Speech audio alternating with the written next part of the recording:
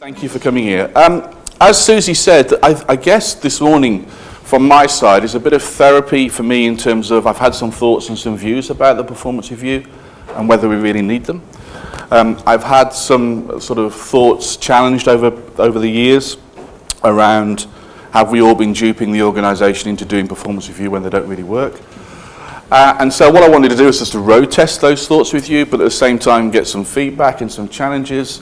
The way we want to run it after this, as you probably see, we've got the film crew here. We're going to start sending some tweets out with some clips and hopefully get people across the LinkedIn, etc., to start to comment on it as well. And as Susie says, I don't know what the answer is, but I have a sneaking feeling what we're doing at the moment isn't also the answer. So it's trying to find a halfway house between the two. For what it's worth, as you may have checked me out, I've noticed there's like a spike on LinkedIn over the last few days. I thought somebody must be checking me out. But for those of you who haven't checked me out, my career started many years ago working for Sainsbury's. I then went off down a different track. I've worked for private healthcare, I've worked for Legal & General, I've worked for Hitachi, and that in itself, anybody who worked for a Japanese company before will tell you that how they manage performance is nothing to do with writing or putting things down. It's all to do with facial expressions and body language. And it is a minefield, I can assure you, if you haven't worked in a Japanese company. Where did I go then? Gosh, I've had so many. I then went to work for a company called UUNet, which was part of an internet sort of startup back in the early 2000s. Then took some personal time off. And then for the last 3 years, went to work for Motorola, worked for Dell, and then for the last 5 years at Deutsche Bank. So I still can't find my right job, but hopefully I'll get there in the end. So one of the, if you like, equations that I've always tried to follow through with the work that I've done, and I've predominantly done HR work early days, moved more so into learning and development and talent development in the middle years, and the last sort of 3 jobs was doing this thing that we call organisation development. And for me, organisation development as part of a definition is around enabling the organisation to be more successful, more profitable. It's about commercial lens, trying to understand how the organisation makes money. And naturally, an organisation is based around its people and delivery of performance. And I think the CEB, the Corporate Executive Board, said in a recent stat, which I was reading on the train this morning, so I've got to remember it, that for organisations to deliver against their objectives over the next 2 to 3 years, they need an uplift in 20% in their performance overall to deliver on their objectives. So you've probably seen that model in terms of organisations, and the world is changing so much that if you think back, probably in the 30s, 40s, and 50s, change was relatively gradual, and now it's so complex. Organisations have to really outperform year on year. So the CEB is saying it's about 20% a year, and most organisations achieve about 10%. So there's already a 10% gap in that if you follow that stat. So this is a model that I've probably been touting around with managers for the last 15 years, and the logic of it from a simplicity point of view is to say that really high performance as an equation is based on two thoughts. That in all cases potential is unlimitless. If we can find everything that is possible across the organisation, then our mindset and able to go off and deliver stuff, the potential is there. But what gets in the way of that are those interferences. What gets in the way of work being done? And we can define interferences in many different ways, which I will come on to do. But this high performance potential equation is something that's been going through my mind for months, if not years. And I can think of times when I've been in scenarios and I've been with a manager who really doesn't do performance management, has never done performance management. And they will say something about performance management where I go off and defend it. But the reality is when I go home and I'm on the train or driving home, I'm thinking, actually, you make a very good point. And I actually start to believe the rubbish I'm telling myself to tell him. And there must be something that says, well, if you don't know about the performance review, and you're looking at this objectively as a manager, and you can make an observation about something that I've been peddling to you for years, I've been in this job for 30 years, something doesn't feel right. So that's the logic. So the logic being saying, well, if we keep on doing the same old stuff, are we going to get the same old sort of results? The logic behind that is to say that I can't think when the performance review hasn't been part of the sort of responsibilities I've had. I know Helen is from Deutsche Bank in the room, but when I was at Deutsche Bank, we had 3 performance reviews a year. That's the start, a middle, and the end.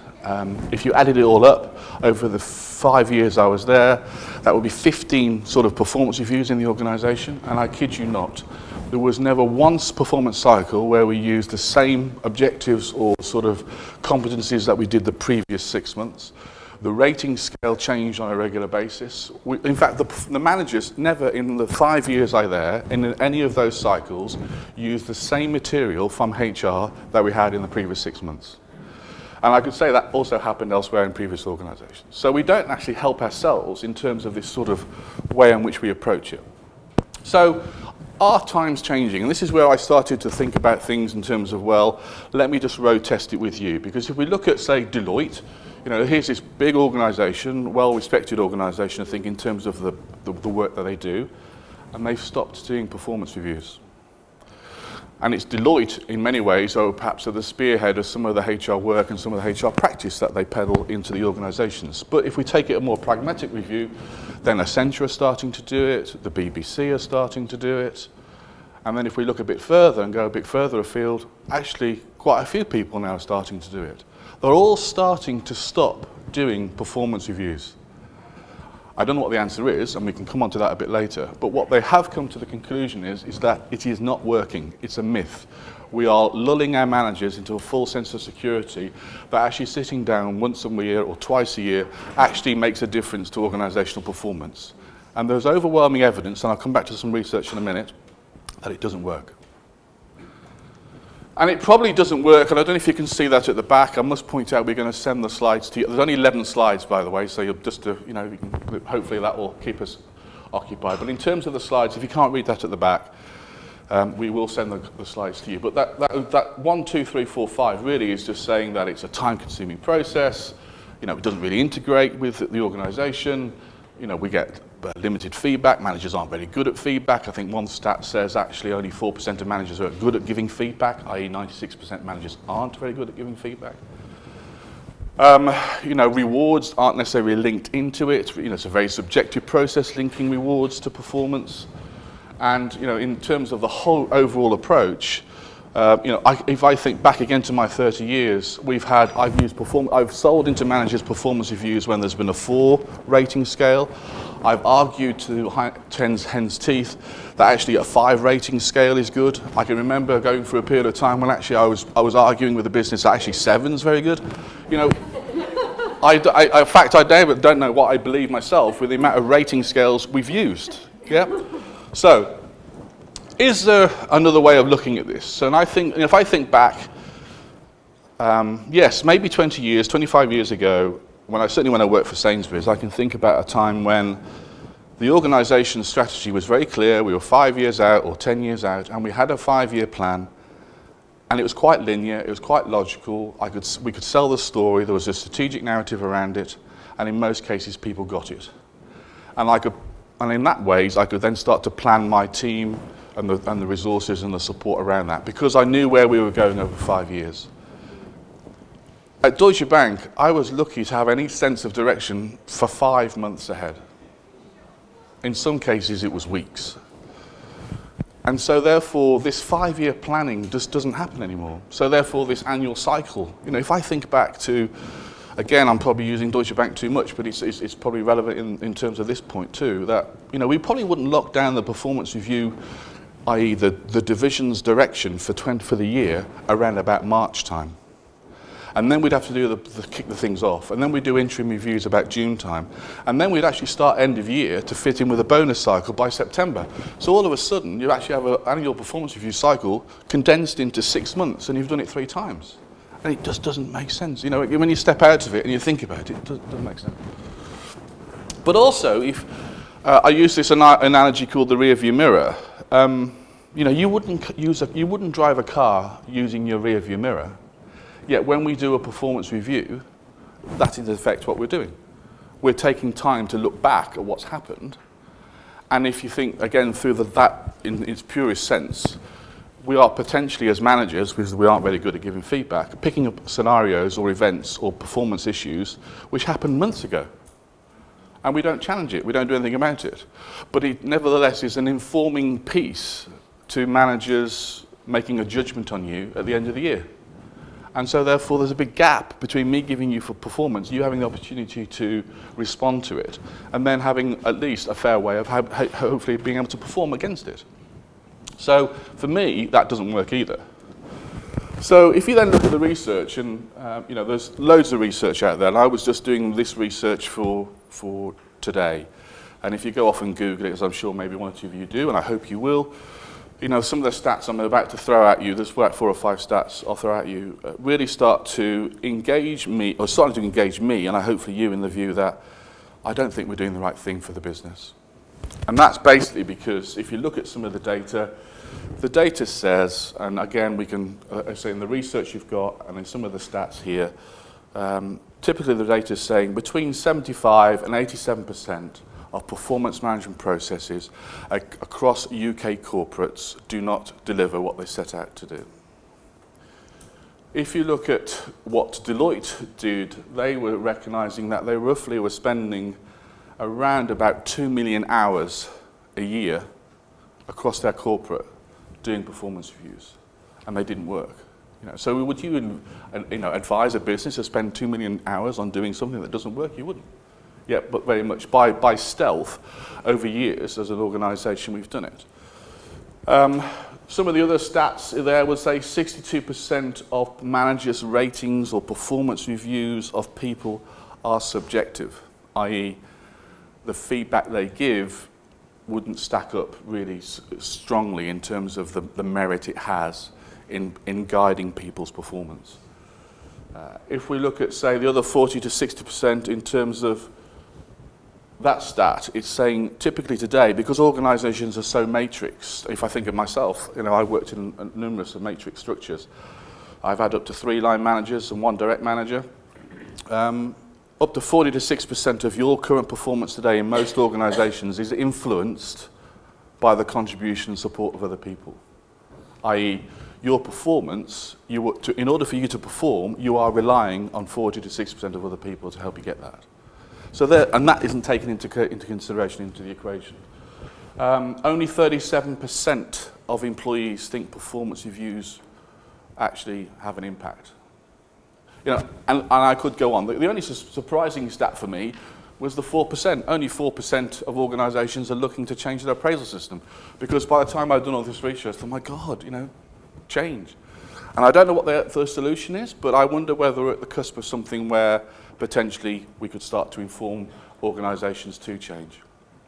Because if we get it right, going back to that performance and potential dynamic, we know that actually when we hit that sweet spot, things really do make a difference. That if we can find a way to get our employees engaged, then organisations will typically perform better. I share with you slightly a story, and it's a real story in terms of what happened to me a few months ago. I was, rightly or wrongly, seduced to go and talk to a NHS hospital, saying, would you consider an opportunity working in the NHS? Well, I thought, of all the jobs I've worked, I've never worked in the NHS before, so I'll give it a shot. And I spent a whole day speaking to a whole group of different people, just trying to get a feel for the issues. And at the end of the day, I was speaking to the chairman of the hospital. And I was pretty bullish, if I'm honest. Not necessarily proud of how bullish I was. But I was so incensed because, in part, I'm a customer of the NHS, as I think one or two of you know. I've just literally had a baby a week ago. Well, I haven't. My partner has. So I've experienced the NHS more recently. And when I was talking to this chairman, I was just saying, help me understand, when you produce your employee engagement scores, which you did, and you are now sharing them across the whole of the hospital, why is it that when you put up your bullying score, it's a green score because it's lower than the national average? How is 3% bullying acceptable in this hospital? How is it acceptable? Because if you were taking your child to a school and said, well, come and join, let Johnny come and come to our school is really good because we're only 3% bullying. You just wouldn't let it happen. Because that 3% equates to 160 people of your people are coming into work every day feeling threatened and intimidated. And I hope none of them are working in the operating theatre on your family, because that's going to have an impact on their performance. Their potential is getting in the way because of their interferences. You are talking to me in a very terse voice that all you want your HR director is to recruit your 200 nurses. Yet only 36% in the staff survey said they had a good performance review. They had a good conversation with their manager. They have a good relationship with their manager. And if you can't equate the bullying and the relationship with the manager to staff leaving, it's far systemic then, and that was the nature of what some of these organisations seem to be getting into. And so therefore, I don't want to not leave this part of the conversation saying that I don't think we have to get away with a performance review, but we need to find a way to give performance feedback better so performance and potential is realised. That's where I'm going. I was off on one of that. But the but would be, again, if I think back to my days, I won't use DB this time, but Dell, Motorola, even before that, Hitachi, all we would say, well, the performance review is only for full-time people. It's only for full-timers. And then I thought, well, what about part-timers? What about your contractors? What about your temps? What about millennials? And if I think about my elder children, our performance management process, when I talked to them just over a year ago, I was talking about, well, what do you do, Dad? And what's this performance review process? Because I've got to write it up for school. Their whole view of it was so antiquated. You mean you sit down with people and you talk to them about a year ago?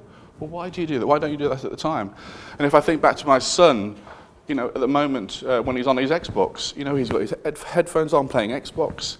He's talking to his friends who are also playing Xbox. He's got his computer and whatever he's doing on his computer. He's got his phone with him and he's texting and SMSing. It's a multi-dimensional experience that they're going through. And he's, 20 now? But he's coming into the workforce. So we've now got this sort of workforce dynamic where we've got people who have a high expectation of some form of review, yet there are children who are coming into the workforce who take feedback all the time. It's very dynamic. So the question is, do we still have, and this is my wrap really, I'm going to ask you some questions, is, well, do we really still need a performance review? Does it really matter? That is the shot of where we're going. And so whether we take it that managers aren't very good, or whether the fact that the way we give feedback, or whether we use a 5-point rating scale, or whether I have an expectation of what we've got to go, the crux of it is that organisations still need to manage performance. And how do we do that? So what's emerging in all this is that, if anything, there are two types of emerging models starting to come out. I'm not saying they're the right, but they're starting to come out. And these are the sort of areas that I'd like to explore with you more. And this is the group conversation we're going to have. And really, it's either, the first one is perhaps a derivative of what we already have in terms of highly structured conversations, or the second one, which is more emerging, more so, is around guided conversations, in-the-moment conversations. I don't want to necessarily word coaching, because coaching in itself has a good and bad sort of a view in organisations. But really what the organisations who are moving away from performance reviews is, instead of feeding back on people, they are feeding forward. Yeah, they are feeding forward. So it might well be a feed forward piece of work might be, Mark, when you were in the meeting today, I thought you really contributed well, but at the next meeting, what I'd like to see you do more is more of this. Yeah, and managers doing that in the moment. And what we would like to do is really get a sense from you in terms of, going back to that sort of, do performance reviews really matter? And then also in terms of where we're going with the sort of emerging models, to say, well, if you were to start to be, I don't know, if you're climbing Everest, the first step is always the hardest. If you were going back into your organisations based on the sort of preliminary chat we're just having now and the conversation you're about to have, if you wanted to change your performance review, where would you start? Or if you were going to start to introduce some new concepts around the performance review process, what would you do? The question is, what would some feed-forward measures look like? So if we were going to adopt an approach around performance reviews that are different than what we have today, I wonder what you would change, and I wonder if you were thinking up feed forward as an idea, what would that look like? And what we'd like you to do, if we may, is just initially either just talk in pairs about what you've heard so far. Does it resonate? Do you have any views? I mean, I can see that one or two of you are perhaps, you can turn your chairs around, but just have a bit of a chat. And then if we may, Ella and I will take some conversations with you and pull you back into the group. Does that make sense?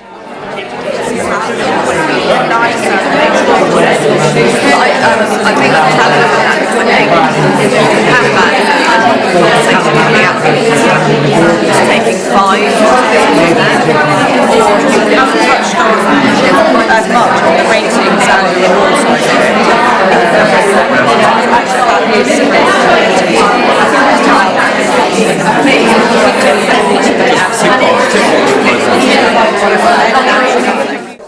Healthy conversation?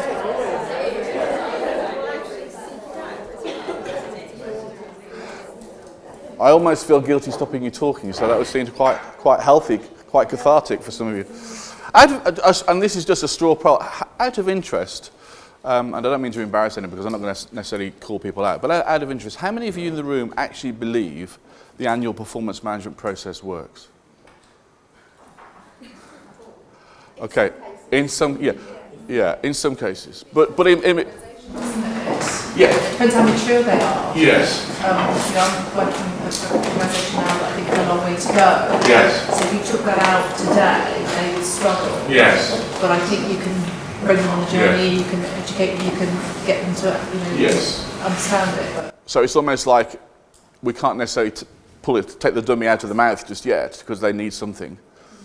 But I think it's interesting. I mean, it's a very the psychology of a field day, because it's not necessarily that robust, but it's interesting of the 30 or so of us in the room, and I'm not either for or against it, I'm just trying to stir up this debate. There's about two or three of us who really believe it with some conditions.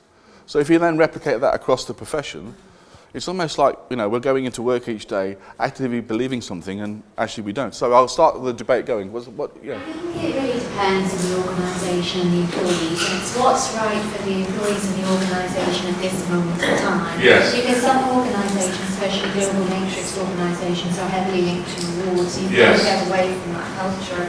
And secondly, it also, I think it's about simplicity here.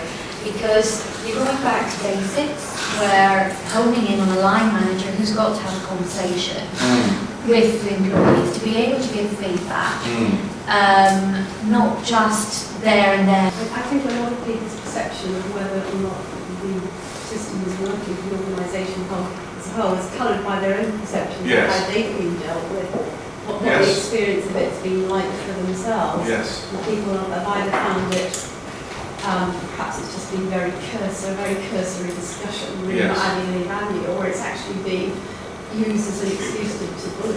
Yes. So the feedback has been so badly managed.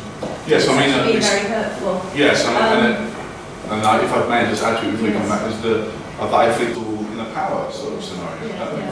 Yes, another thing we were talking about is another issue is the fact that senior managers never give and never receive proper performance appraisals. And if that were to change, if it became a positive experience for them, and see the point of it, well, then it might work better than time. And I would agree. I do have heard at the back about if managers at the most senior level also got. I mean, I can't say it was perfect all the time, but we're at one particular business, or when I worked for Dell. All of the senior management compensation was based on employee feedback, i.e. a good proportion of it. I think it was over 60% of your annual bonus was based on an aggregated score of your people of whom you managed. That focused the mind somewhat. I mean, again, I appreciate that there'll be perhaps more research and other statistics that would counter view in terms of what that means for organisations. But I think, yes, if you have, in anything in life, if you see people role modelling it, you're more likely to believe it, aren't you? That's a belief.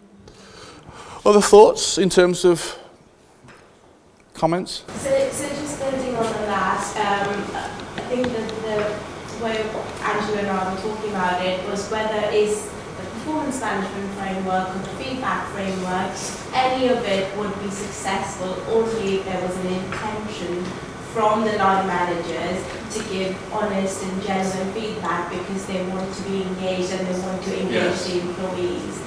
And at the moment, at least in our experiences, we haven't seen that because the line managers fail to see the connection between how the employees feel and the business results. And until that point, they make that connection, they will not genuinely make that effort, whichever framework it is. So it is very important for the line managers to understand that connection to be able to, for any framework to be successful, really. And Angela, did you want to add to that? I think, as everybody else has been saying, it's a massive cultural shift, and you can't take one out without having something else there. But what struck me was that, I believe in the power of feedback and immediate feedback. And one of the stats that you had there was 6% of managers or leaders are good at feedback, and I would absolutely agree with that. And I think if we're moving forward and we're going to sort of like, if you like, go through a big change management piece and bring in a new way of working, then those leaders need to be skilled. They need to have, as we talked about, they need to be engaged and understand why. They need to be brought on the journey and the skills to go on that journey. And something else that struck me, which I think you cover off in your second point there, is around, it has to be a two-way process. Your teams, employees need to want to be part of that journey too. Yes. You know, it's a big cultural shift all around. Yeah, you know, I agree, and I think that two-way process, I mean, I doubt any of your performance review process or the cycles that you've got don't not say that it's a two-way cycle, a two-way process. But the experience, even my own experience, going back to my own person, I can think of times when I actually was a bit passive in it because I didn't like the manager, so therefore I'm not going to play ball. You know, we've all, you know, I speak for myself, I've all been there at times. I have to feel it's about a process and understand the link, which is something else we talked about, the integrated link between the talent management and their development. So I think it's that, you know, it's got to be that way, isn't it? I think it's also seeing the line of sight from the engaged employee to what the organisation is actually doing. You know, if you've got that line of sight, like through TIME to, you know, Humble years ago came up with a model of totally inclusive, mutually exclusive, and it is relevant. I think if you feel that you are contributing and you can see how that is impacting the organisation, obviously in large organisations it's harder to do, but so that engagement is a really key piece. I'm not so familiar with the TMI. That's Time Management International, TIME, totally inclusive, mutually exclusive. Yes. Yeah, Humble, I think, many years ago. I think I might Google that sense. Yeah, no, but it's where if everyone achieves their objectives, so totally inclusive is that everyone achieves what they've set out to do. But there's a mutually exclusive piece, so you know, you personally are responsible for this, so you can see there's duplication and all there's challenges. But it means then people feel very motivated by that, you know, because they can actually see the difference that they're making. That's probably easier in smaller organisations, but I think quite valid. So on that point, and I'll come to these two gentlemen on that point, and then we would be, out of interest, does anybody, so it's like a question to think of, and I'll come back to it. Does anybody audit the objectives that are set? Does anybody follow up on the objectives? Is there any benchmarking?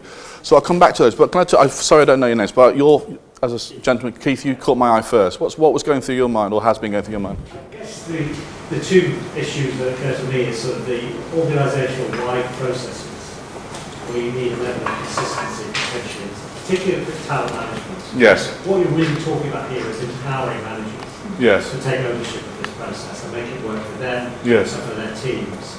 But beyond the manager's role, there's sort of the need to look at how you create development opportunity, particularly for people, which may be feasible within a team context, but for really talented individuals with high potential, but there needs to be an organisational view. So the organisation needs to calibrate its talent in that sort of way. Then is that slipping back into a performance review process? Because by definition, you're trying to identify people that fit up against roles that will develop them.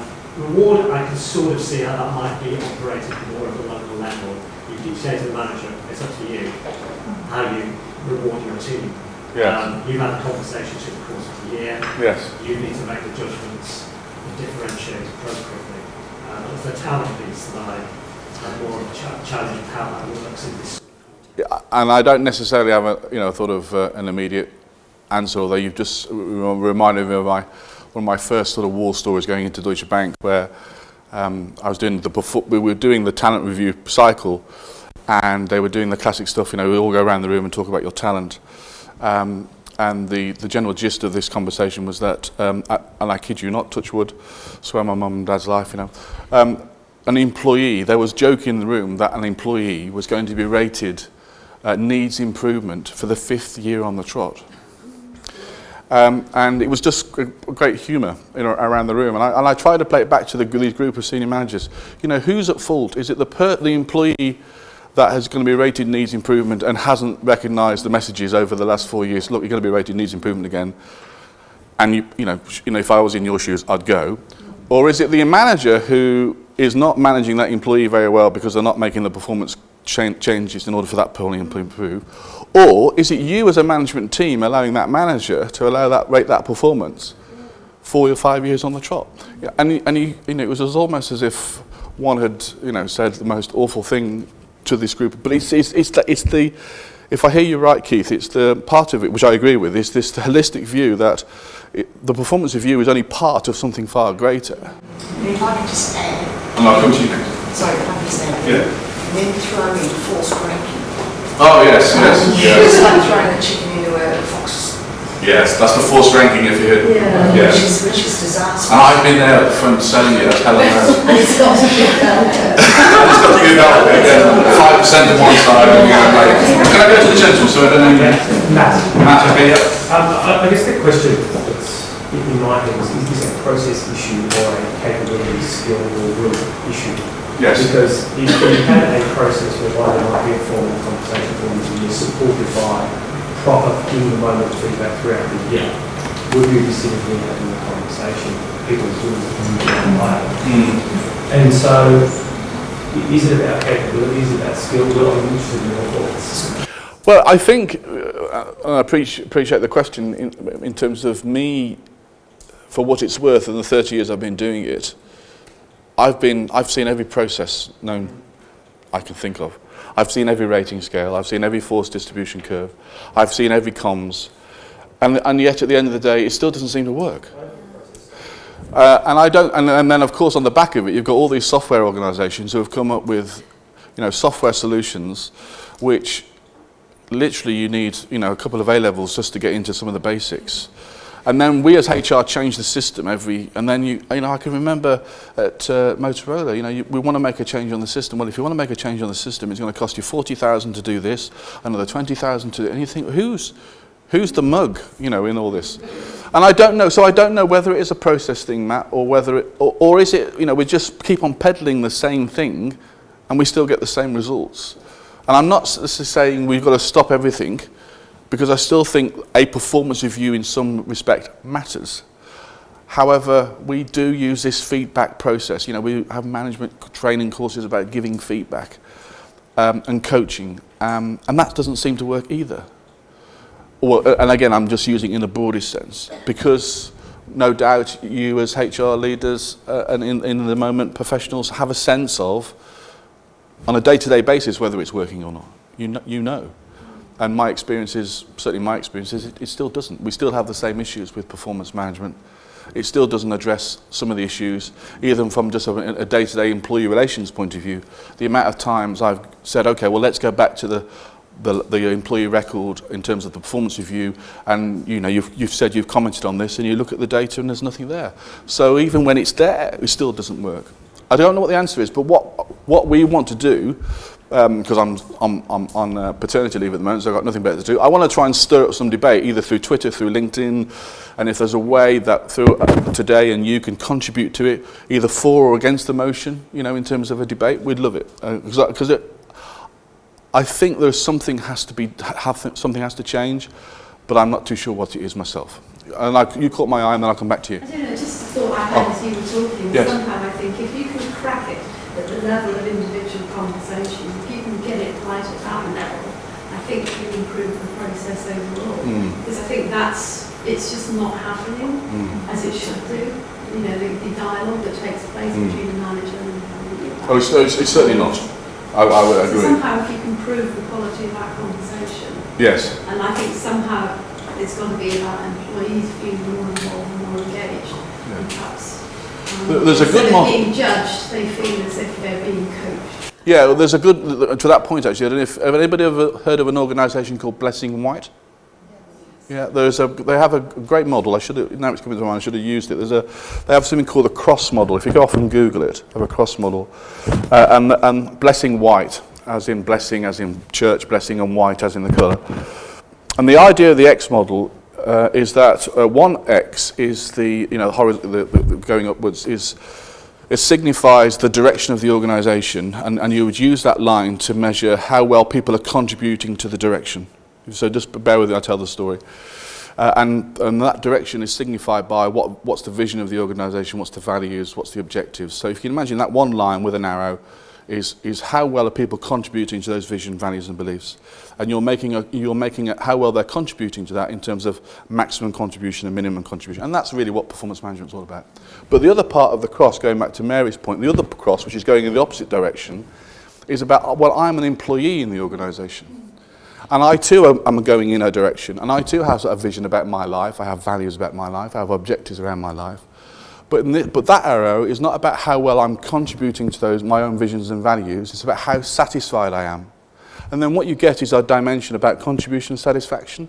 And it's I find it quite a powerful model because, as always, in HR, we then come up with 4 boxes. But the 4 boxes are, one box will be, you will have people who are very highly satisfied, but who are contributing the least, if you follow the model. You will have some people who are contributing the most, and also the most highly satisfied. But you'll also have people who are contributing the most and are the least satisfied. Yeah, and then the bottom box is the least satisfied and contributing the least. And sometimes, if you have a sense of trying to even segment your team around, well, where do people play in that space? Going back to this performance potential dynamic, and I'm mindful I didn't come back to you as well. I think with all these, it's almost, the process is almost irrelevant. I think it all comes down to the skills of managers. And we were talking in our group that actually managers are very good at giving good messages. Yes. But actually when it comes to a difficult message, they're not skilled at all. No. And I think that's where we need to concentrate, because they're not good at giving difficult messages, they don't like giving bad feedback, and even sort of what I call nip it in the bud conversations with, you've been late 3 times this week, what's going on? They're not comfortable doing those. So instead they come to HR at the end of the year and go, this person's been late 3 weeks for the last 9 months and now I want to sack them. Yes. And I've worked in an organisation where everybody's doing brilliantly well until the day they lose their job. Yes. And I think we need to concentrate on clinical conversations, because that's what everything hangs on. Yes. No, very good point. Just a point about that, I completely agree. I think we always need to take the plunge into this new model so that managers can practice having ongoing feedback conversations. And I think they hide behind the fact that they can wait till the end of the year. And so I've found confidence, it's all about confidence. They just don't have the confidence to have difficult conversations. They just don't do it. Yeah. So if they have to do it on an ongoing basis, they'll get better. Good. I appreciate the input. I'm mindful I've been taking quite a bit of contribution from this side. Any thoughts on this side of the house? Either for or against, or any other enlightening thoughts from your own experiences? Going back to what Deborah said, I think it does work for organisations like Deloitte Accenture's, the Googles, etc. Yes. The sort of new. And I worked for Accenture for many years, okay. and had colleagues who are still there who talk about how it's being embedded and how they actually think it's working. So it's great to hear. I now work for a much smaller organisation where I think culturally we've got a long way to go in terms of this would be great, but actually putting something like this in place would not work today. Yes. I think the biggest thing for me is actually don't think we even do one-to-ones. Yes. So there's a huge amount of education amount to bring them along the journey of actually getting them to understand and embrace it. Yes. And that's the big thing. Is this is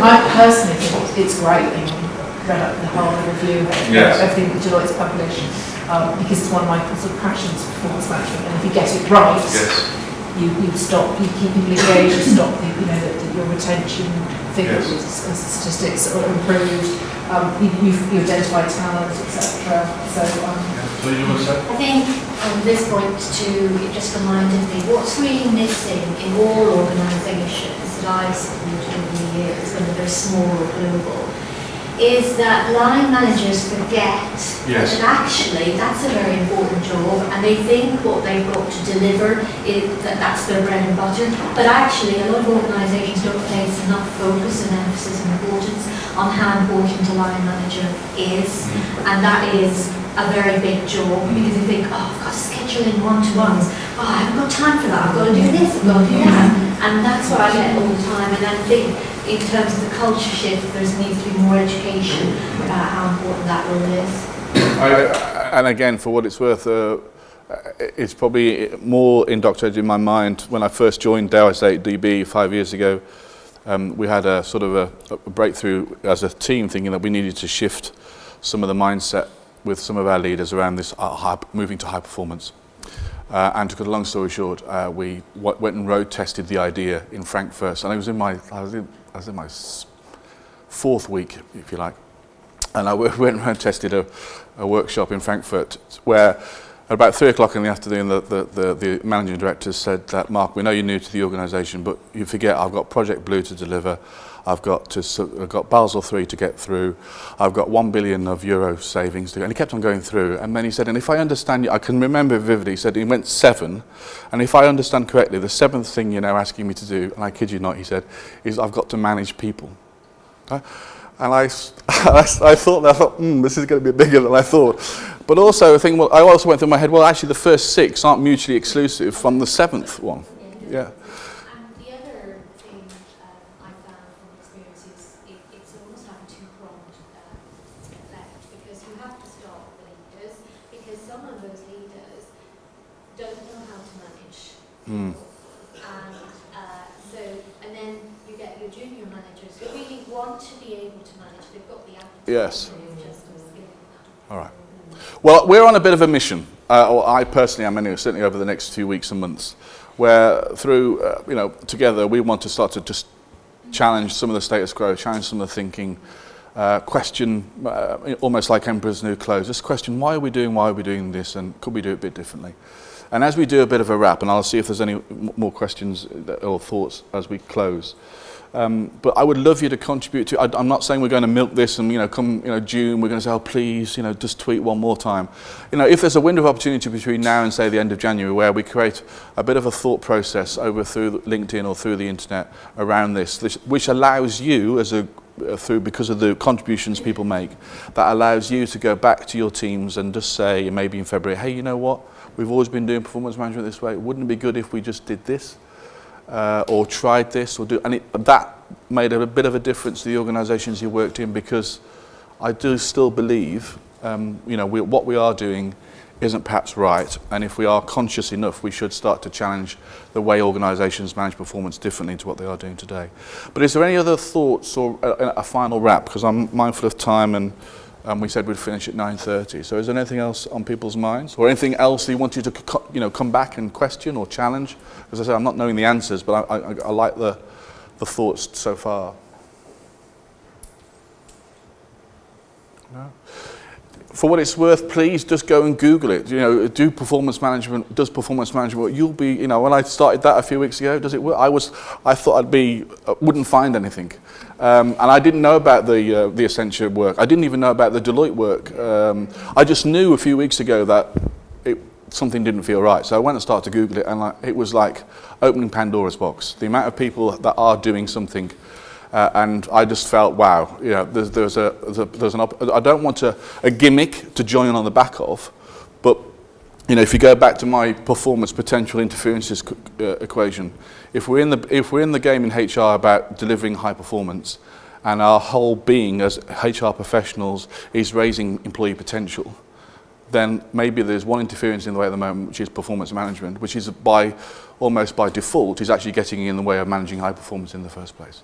And if there's a way we could tweak it slightly and make our organisations more successful, then we may well be onto something. Do you know what Deloitte has put on its page? I don't, apart from they are starting to work down. Ella, I know you did some research. Ella's from Morgan McKinley. So I think it's a system called Insight, which is a more of a continuous feedback process. So it is these more ongoing conversations around what's going well, what could be improved in the future. I think it's very online based, and there is kind of a bit of a debate around whether it's feedback for feedback's sake, and also that sort of the negative aspects of feedback, whether you want it or not, and it enables feedback from all different sizes. That's a sort of a 360 review, but an ongoing one. So that is They what actually have measured on 4 points, which is if it was your budget, Yes. your money, what would you pay as individual? Would you take it to the next project? Now that works from Accenture Yes. as well, because you are project based. So, and my experience in 17 years at Accenture, I never once applied for a role. I was always asked to go to a project, so that I understood. would you promote this person, and if they're underperforming, what's the impact on the business? So it's those four key things they look at. And it's just quite interesting to talk to colleagues who still work there, and I'm still close to, who talk about they've just rolled it out and just how it's embedding. And actually for them, culturally, it works. I just don't see it working potentially for a small... I think I'm quite passionate about it. I think it's something that you have to think about the time frame, you have to think about the education of the line managers, you have to think about the leadership owning it and buying into it. But I think it's a great thing, because when I talk to any colleague now, even around today, small organisations it is, straight away they're all going, do you know what, I get it. You can see as I go around to the leadership team, we've just rolled out a career management framework. They're like, yeah, absolutely, it's my budget, I know what I would give each of my team. Straight away they can get it. But whether you can embed that into an organisation immediately, I think you have to think about the time frame and think about how you roll it out. But am I right in thinking that they don't share that feedback with them yet? At the moment they're trialling it, but they're not sharing it with the individuals. Before I hand over to Michelle to a wrap, what I will, just to reaffirm, the research I've shown you, and there's other research which I've got, we'll post it all on the sort of blog, so that'll save you that initial search, and by all means then use it as you wish. Naturally, as always respect the copyright of those individuals who have gone off and done the work. I think we're sometimes guilty of that, so please use that. Otherwise, I'm done. Exactly.